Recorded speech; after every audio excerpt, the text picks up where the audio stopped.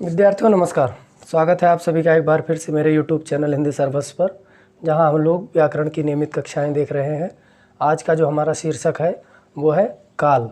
क्रिया के अंतर्गत काल का अध्ययन हम लोग इस टॉपिक में करेंगे, जिसमें सबसे पहले हम लोग बात करेंगे कि काल किसे कहते हैं। ठीक है, सबसे पहले क्या करेंगे, काल किसे कहते हैं। ठीक, काल की परिभाषा, उसके बाद काल के प्रकार या यूँ कहें भेद, और उसके उदाहरण। यही हमारे टॉपिक का आज का मुख्य बिंदु है और यह टॉपिक जो है अत्यंत महत्वपूर्ण है। ठीक है, चलिए देखते हैं। तो काल किसे कहते हैं, क्रिया के उस रूपांतर को काल कहते हैं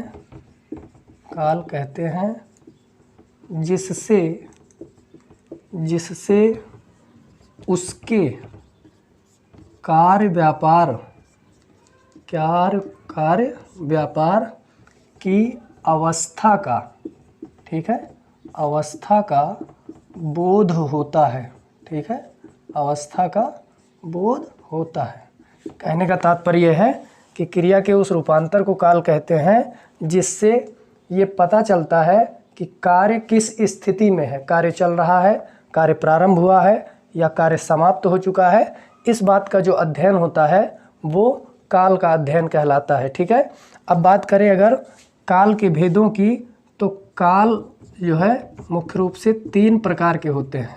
ठीक, काल मुख्य रूप से कितने प्रकार के होते हैं, मुख्य रूप से 3 प्रकार के होते हैं, जिनमें वर्तमान काल, दूसरा आपका है भूतकाल,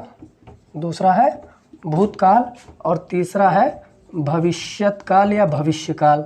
ठीक है, अब इसके अंतर्गत हम लोग इनके भेदों की बात करेंगे।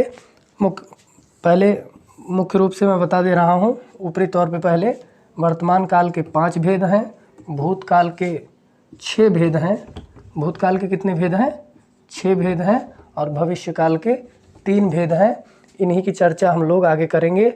बात करेंगे हम लोग वर्तमान काल की। ठीक है, वर्तमान काल की जो भेद हैं उनकी बात करेंगे।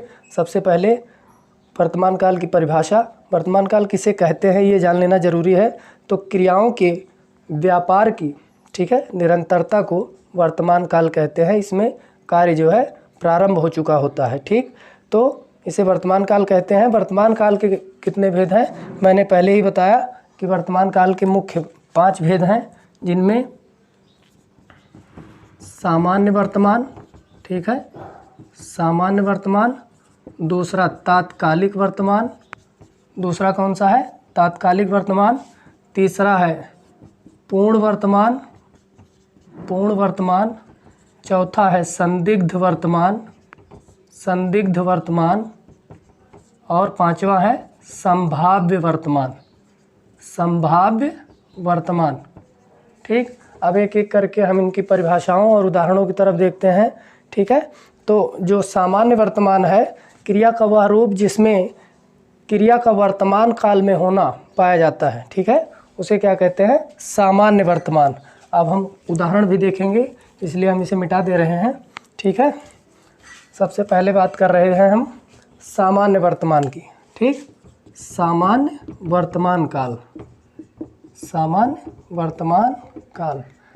वर्तमान काल में हमने बताया आपको कि क्रिया का वह रूप जिससे क्रिया का वर्तमान काल में होना पाया जाता है उसे वर्तमान काल कहते हैं। जैसे वह जाता है, ठीक है, वह खाना खाता है, वह बाजार में घूमता है।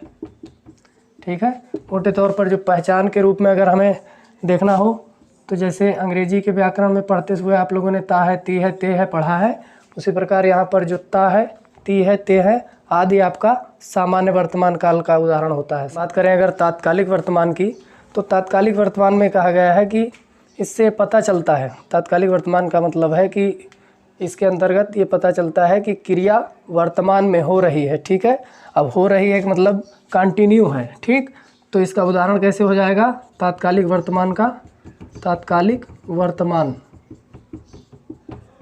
वह विद्यालय जा रहा है, खाना खा रहा है, पानी पी रहा है, इस तरीके से। ठीक, अब बात करें अगर पूर्ण वर्तमान काल की, तो इससे इस वर्तमान काल में जो है क्रिया के पूर्ण होने का बोध होता है, अर्थात कार्य के पूर्ण होने का बोध होता है, जिसे अंग्रेजी के दृष्टिकोण से कहा जाए परफेक्ट टेंस कहा जाता है अंग्रेजी में।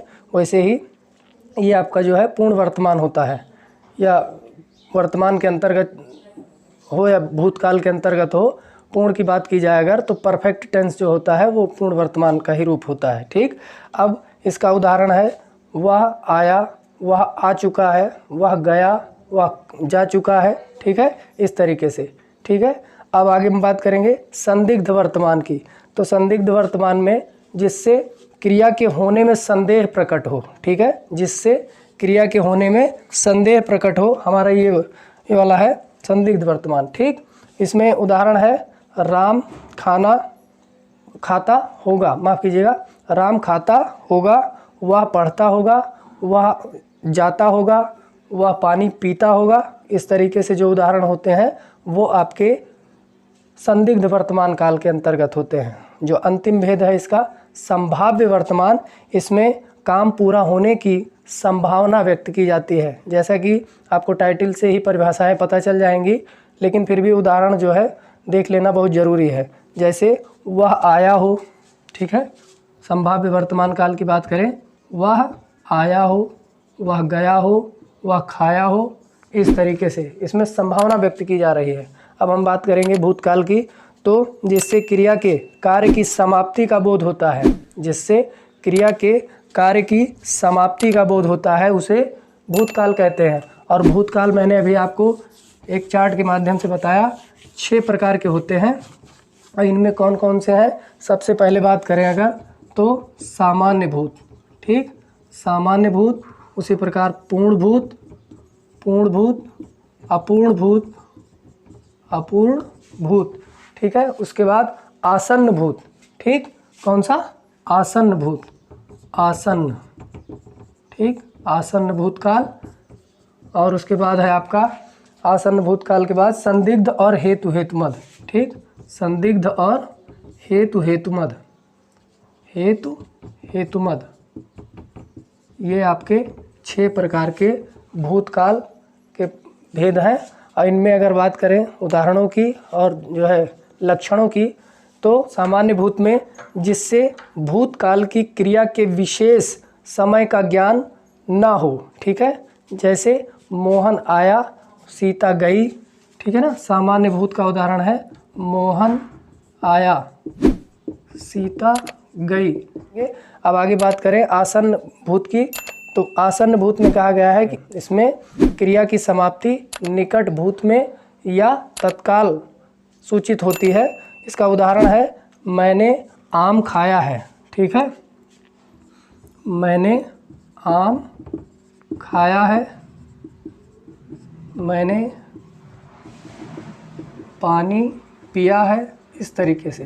ठीक, अब बात करेंगे पूर्ण भूत की। ठीक है, क्रिया के उस रूप को पूर्ण भूत कहते हैं जिससे क्रिया की समाप्ति के समय का स्पष्ट बोध होता है। ठीक है, जिससे क्रिया के समय की समाप्ति का स्पष्ट बोध होता है। जैसे उसने मुरारी को मारा था, उसने यह कार्य किया था। ठीक, यहाँ पे अंत में था, थी, थे, इस तरीके से लक्षण आपको मिलेगा। अब बात करेंगे हम लोग अपूर्ण भूत की। इससे यह ज्ञात होता है कि क्रिया भूतकाल में हो रही थी। ठीक है, और हुआ या नहीं ये जो है ज्ञात नहीं होता है। ठीक, हो रही थी, समाप्ति का पता नहीं चलता है। ठीक है, अब हम बात करेंगे उदाहरणों की, तो सुरेश गीत गा रहा था। इसे हम यूँ कह सकते हैं कि अपूर्ण भूत के अंतर्गत सुरेश गीत गा रहा था, ये कॉन्टिन्यूअस टेंस कहा जाता है। ठीक है ना, अब इसमें जैसे पास्ट कॉन्टिन्यूअस कह सकते हैं इसे। अब आगे हम बात करेंगे पूर्ण भूत की। पूर्ण भूत का उदाहरण बताया जा चुका है। अब हम बात करेंगे जो है संदिग्ध भूतकाल की। तो संदिग्ध भूत में इसमें यह संदेह बना रहता है कि भूतकाल में कार्य हुआ था या नहीं। ठीक है, इसमें यह संदेह बना रहता है कि भूतकाल में कार्य हुआ था या नहीं। तुमने गाया होगा या तुमने खाया होगा। इस तरीके के उदाहरण संदिग्ध भूत में होते हैं। तुमने गाया होगा या उसने खाया होगा। ठीक। अब अगर बात करें हेतु हेतुमद की, तो इससे यह पता चलता है कि भूतकाल में होने वाली क्रिया होने वाली थी, ठीक है ना, किसी कारण ना हो सकी।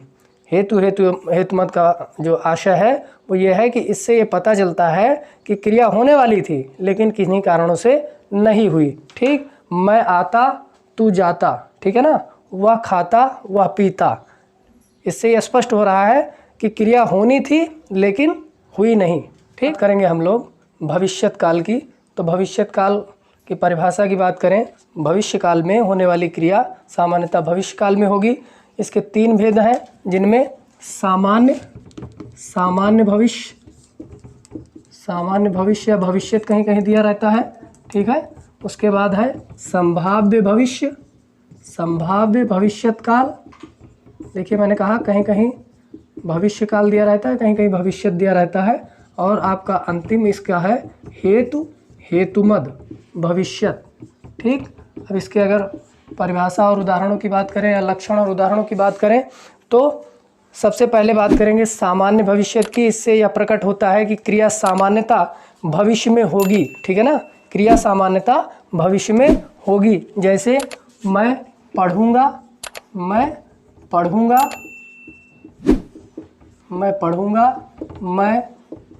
खाऊंगा। ठीक।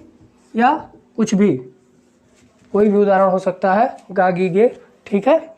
अब बात करेंगे संभाव्य भविष्य की। तो जिससे भविष्य में किसी कार्य के होने की संभावना, ठीक है, हो, उसे संभाव्य भविष्य कहते हैं। जैसे संभव है कि रमेश कल आए।